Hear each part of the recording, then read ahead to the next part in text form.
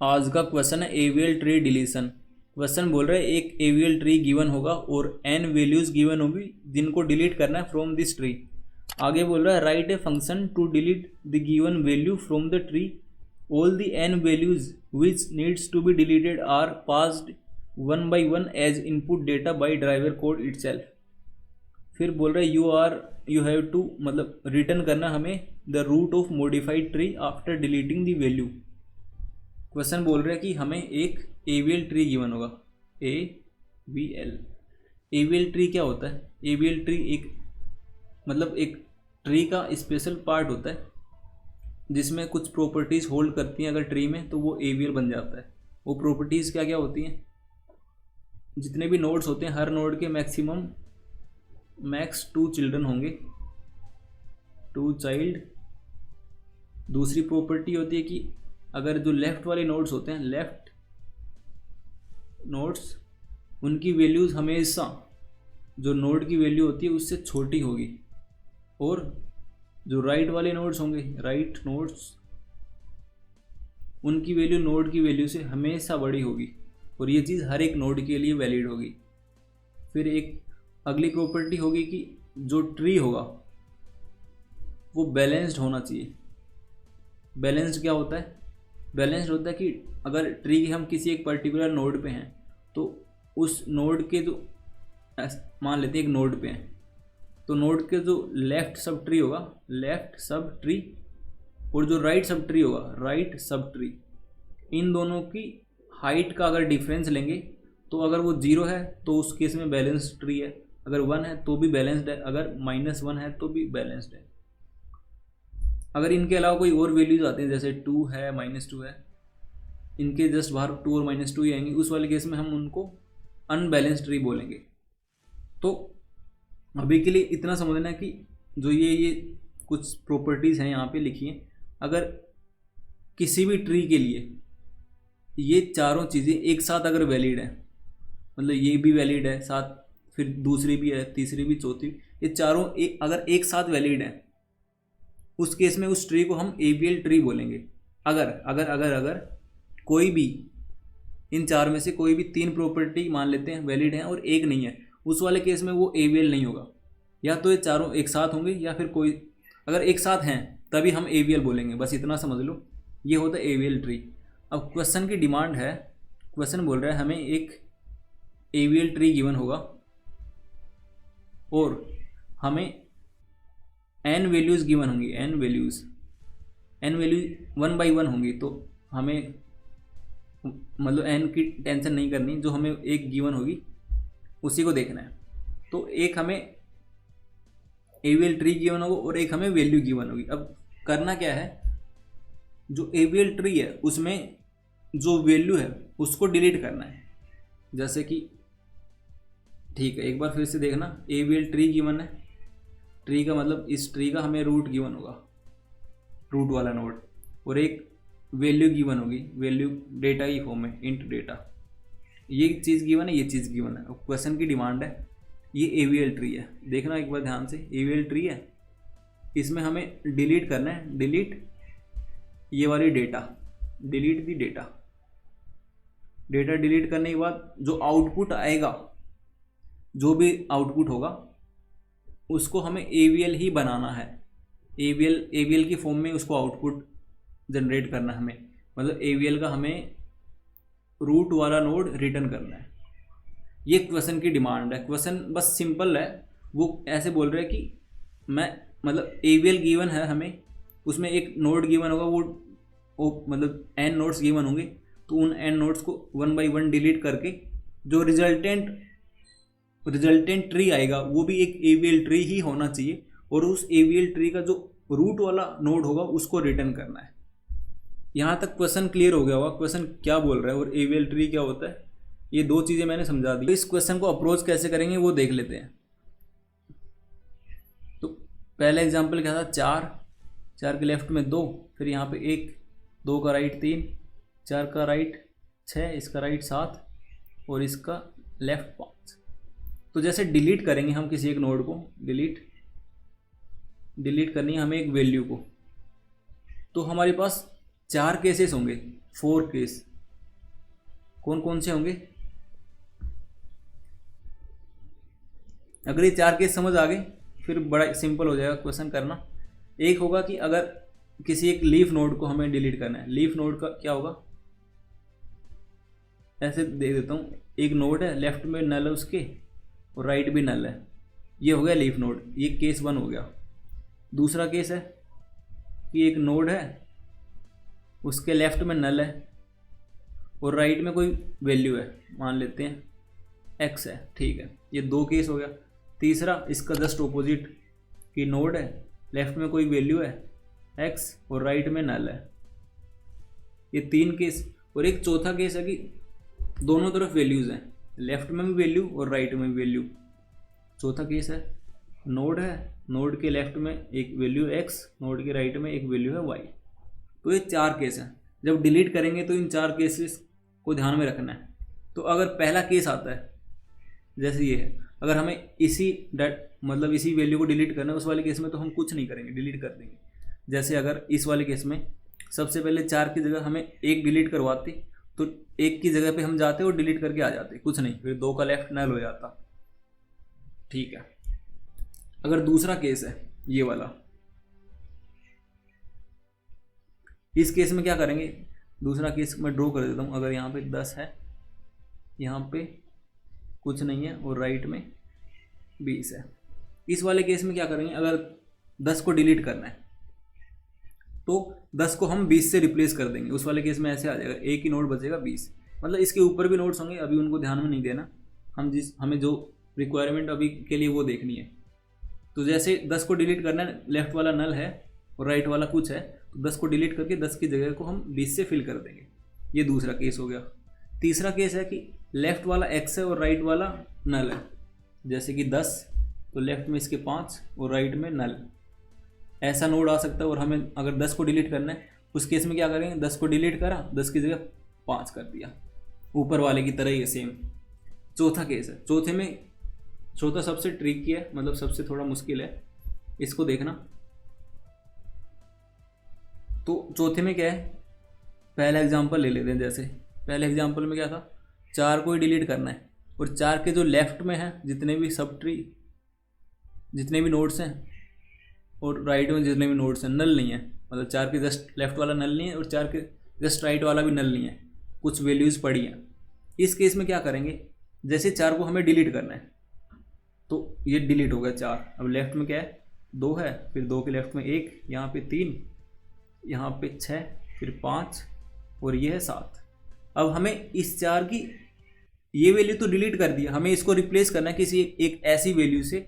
यहाँ पे एक ऐसा x आएगा, सो दैट x के जो लेफ्ट वाले नोड्स हैं वो x से छोटे होने चाहिए और x के राइट वाले हैं वो x से बड़े होने चाहिए, समझे। तो ये चीज़ हमें होल्ड करवानी, तभी तो ये ट्री AVL रहेगा। तो कौन सी वैल्यू हो सकती है, तो यहाँ पे दो केस हो सकते हैं। तो जैसे एक लेफ्ट सब ट्री है, उसकी जो मैक्सिमम वैल्यू है ये 3 है, या तो x को हम 3 से रिप्लेस कर सकते हैं, या तो जो राइट सब ट्री है उसका जो मिनिमम वैल्यू है ये 5 है। मतलब 4 को अगर डिलीट करना है तो 4 की पोजीशन पे दो वैल्यूज़ आ सकती है, एक तो 3 आ सकती है या तो 5 आ सकती है। क्योंकि जब 3 को हम लाएंगे यहाँ पे, x की जगह अगर 3 करते हैं तो 3 यहाँ से डिलीट हो जाएगी, तो लेफ्ट में 2 और 1 3 से छोटे हैं और राइट में 5 6 7 3 से बड़े हैं। मतलब कि AVL वाली प्रॉपर्टी होल्ड कर रही है, लेफ्ट और राइट वाली, लेफ्ट नोड और राइट नोड वाली। और जैसे 5 को लाते हैं 3 की जगह, अगर ये 3 नहीं है यहाँ पे, 3 की जगह 5 है, तो 5 वाले केस में देखना ये वाला 5 यहाँ से डिलीट हो जाएगा। तो 5 के लेफ्ट में क्या है, ये देखना 5 के लेफ्ट में है 1 है 2 है और 3 है, और 5 के राइट में क्या है 6 है और 7 है। तो लेफ्ट वाले 5 से सारे छोटे हैं और राइट वाले 5 से सारे बड़े हैं। तो इन 4 केसेस की हेल्प से, जो ऊपर पड़े हैं 4 केसेस की हेल्प से हम क्या कर रहे हैं, डिलीशन वाला पार्ट कर रहे हैं, डिलीशन। पर हमें सिर्फ डिलीशन नहीं करना है, डिलीशन के साथ साथ हमें जो ट्री है उसको AVL रखना है, AVL ट्री बनाए रखना है। उसके लिए हमने 4 प्रॉपर्टी डिस्कस करी थी। एक तो कि मैक्सिमम 2 चाइल्ड्स होने चाहिए, मैक्स 2 चाइल्ड। ये वाली प्रॉपर्टी तो मतलब सबके लिए वैलिड है, इसको अलग से चेक करने की ज़रूरत नहीं है क्योंकि हमें इनपुट इसी फॉर्म में गिवन है। दूसरा क्या था, जो लेफ्ट वाले थे वो नोड से छोटे होने चाहिए, नोड से लेफ्ट वाले जितनी भी वैल्यूज़ है नोड की वैल्यू से छोटे होने चाहिए और राइट वाले नोड की वैल्यू से बड़ी होनी चाहिए। तो ये दो प्रॉपर्टीज़ हमने जो ऊपर 4 केसेस पढ़े हैं उनकी हेल्प से ये वाली भी हमने फुलफ़िल करवा दी। अब जो आखिरी वाली प्रॉपर्टी क्या है, हमें ट्री को चेक करना है कि वो बैलेंस्ड है कि नहीं है।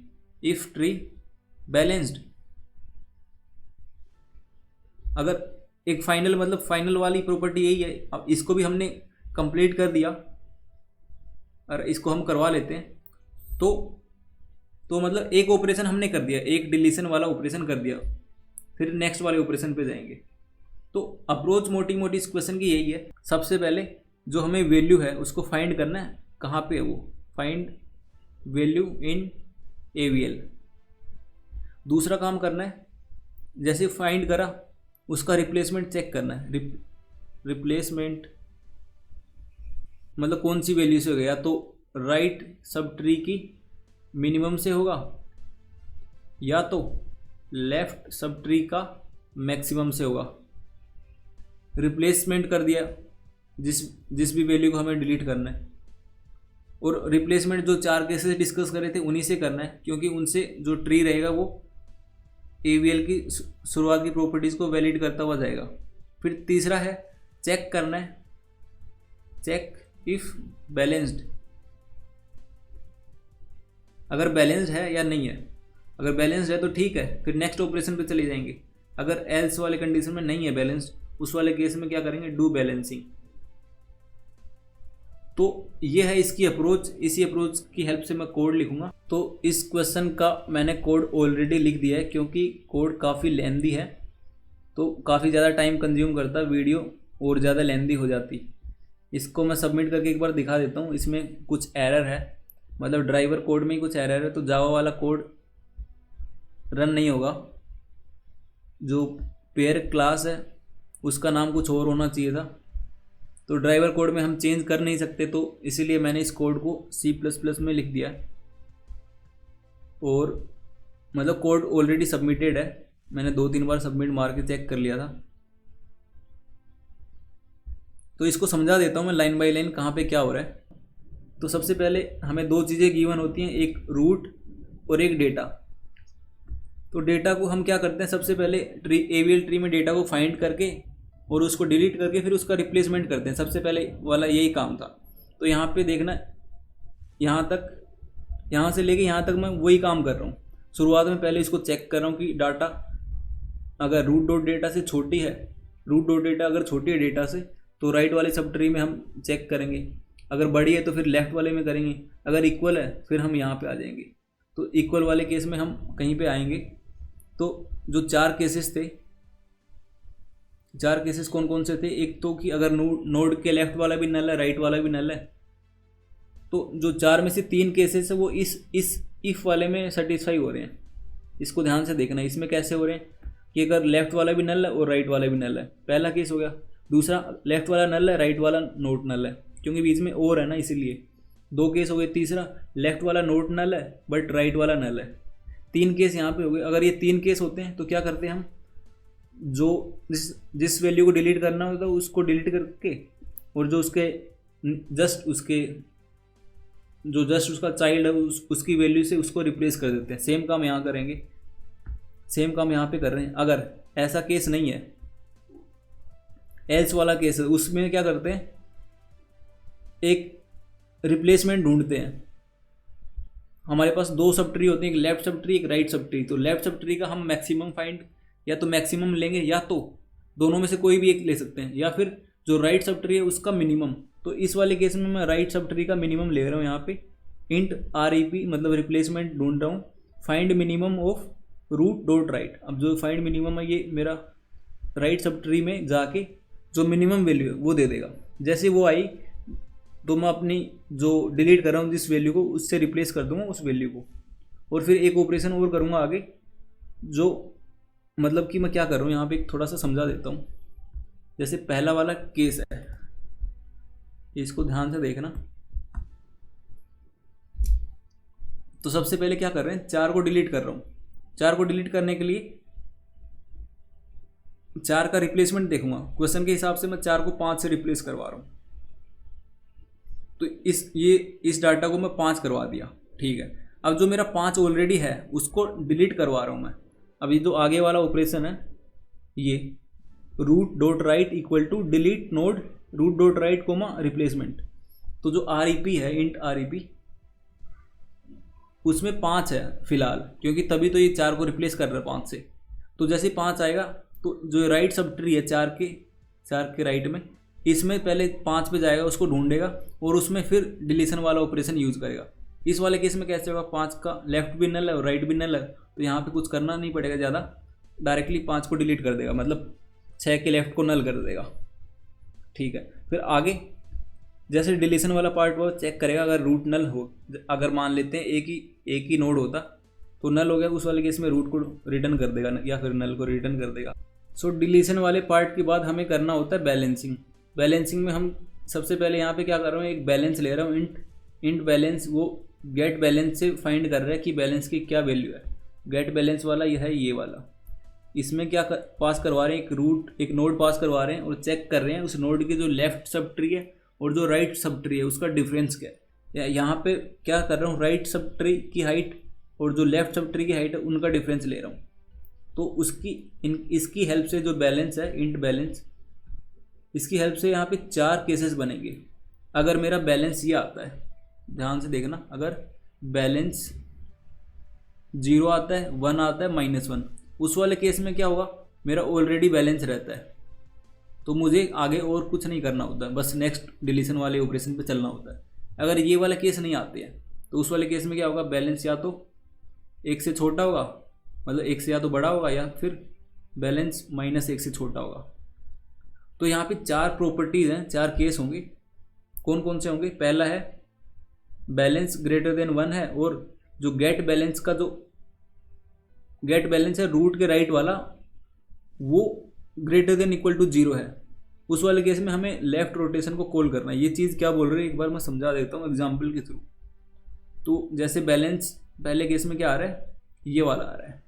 इसका क्या मतलब है, अगर हम किसी एक रूट पे हैं, 10 पे हैं, तो 10 के राइट में भी एक नोड मान लेते हैं 20 है, और एक और नोड है 30।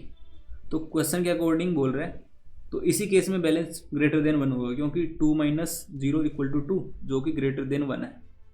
दूसरा जो केस इसमें एक और है कि get balance root dot right, अगर वो 0 से बड़ा है, तो यहाँ पे रूट है, ये वाला रूट है, तो रूट का जस्ट राइट क्या है, 20 का गेट बैलेंस क्या होगा, 1 होगा, जो कि 0 से बड़ा है। अगर ये वाला केस है तो हम ये लेफ्ट रोटेशन को कॉल कर रहे हैं। ये वाला फंक्शन क्या कर रहा है, इसमें जो रूट वाला नोड है उसको पास करवा रहे हैं, यहाँ पे 10 को पास कर, मतलब x 10 है।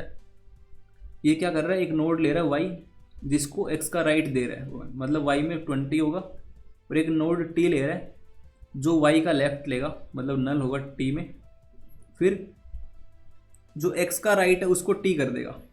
x क्या था, 10, तो ये क्या कर रहा है, 10 का राइट नल कर रहा है, फिर x का राइट कर दिया t और y का लेफ्ट कर दिया x।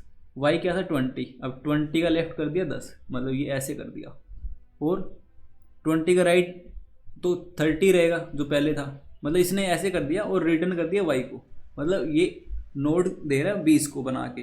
तो इसको इस नाम से थोड़ा सा मतलब सिमिलैरिटी है यहाँ पे। लेफ्ट रोटेशन, लेफ्ट का मतलब अगर इस ट्री को मैं ऐसे करके ऐसे लेफ्ट की तरफ रोटेट करता हूँ तो ये कुछ ऐसे बन जाएगा, 20 10 30,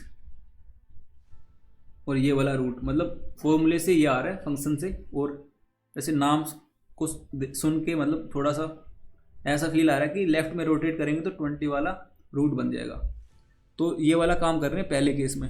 फिर दूसरा केस है इसी तरह से, इफ़ जो बैलेंस है वो -1 है और जो गेट बैलेंस है रूट के लेफ्ट का वो 0 से छोटा है, उस वाले केस में राइट रोटेशन करेंगे। जैसे एक और एग्जांपल ले लेता हूँ,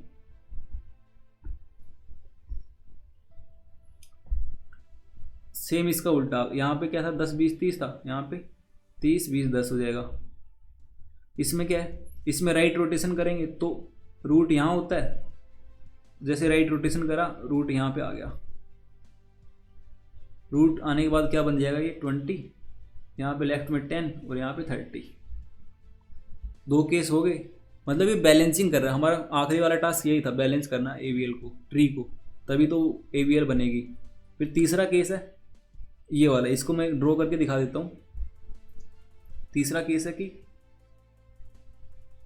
एक बार देख लेता हूँ क्या तीसरा चौथा, गेट बैलेंस राइट में, और ये ठीक है। तीसरा बोल रहा है कि 30 है, फिर यहाँ पे 20 है, और यहाँ पे 25 है। इससे क्या ये क्या बता रहा है, अभी भी इसकी हाइट क्या है, राइट वाले की हाइट 2 है, मतलब कि बैलेंस क्या हुआ इस केस में, 2 - 0 = 2। और जो ये वाला है, मतलब ये वाला 30 तो रूट है इस वाले केस में, और जो 20 वाला है रूट के जस्ट राइट वाला, इसकी बैलेंसिंग क्या आएगी, इसकी आएगी -1। तो थर्ड वाला एग्जांपल यही है कि इफ़ बैलेंस ग्रेटर देन 1 है और गेट बैलेंस रूट के जो राइट है वो 0 से छोटा है, मतलब -1 है, उस वाले केस में हम 2 बार रोटेशन लगाते हैं, एक बार राइट रोटेशन और एक बार लेफ्ट रोटेशन। तो ये बता रहा है कि जो 30, 20 और ये 25 है, 25 नहीं होगा ये, ओके क्वेश्चन मैंने थोड़ा गलत ले लिया। ये राइट वाला 40 होगा और ये 35 होगा। तो जो ये 40 वाला है ये क्या कर रहा है, पहले इन दोनों में क्या कर रहा है, राइट रोटेशन कर रहा है। राइट रोटेशन से क्या आएगा, 30, यहाँ पे 35 और यहाँ पे 40, और अब इन तीनों में ये लेफ्ट रोटेशन कर रहा है। उससे क्या होगा, जो रूट है वो 35 पे आ जाएगा, बेसिकली ये 35 हो जाएगा, 30 और ये 40। तो ये एवीएल की प्रॉपर्टी को सेटिस्फाई कर रहा है। बेसिकली हम सेटिस्फाई करवाने के लिए हम अलग अलग डिफरेंट केसेस ले रहे हैं और उनके साथ ऑपरेशंस कर रहे हैं। और आखिरी वाला केस कौन सा है, इसको भी मैं एक बार फिर से समझा देता हूँ ड्रॉ करके, तो ज़्यादा जल्दी आएगा। आखिरी वाले में बोल रहा है कि बैलेंस हमारा -1 से छोटा है और जो रूट डॉट लेफ्ट का जो बैलेंस होगा वो 0 से बड़ा है या फिर इक्वल है। उस वाले केस में क्या होगा, अगर 30 है, लेफ्ट में छोटा आएगा, ये 20 है और यहाँ पे है 25। तो इसमें क्या करना है, हमें पहले इन दो पे लेफ्ट रोटेशन लगाना है। जैसे 30 है तो लेफ्ट रोटेशन लगाने के बाद क्या आएगा, ये कुछ इस तरह से रोटेट हो जाएगा, तो 25 यहाँ आ जाएगा और 20 यहाँ पे आ जाएगा।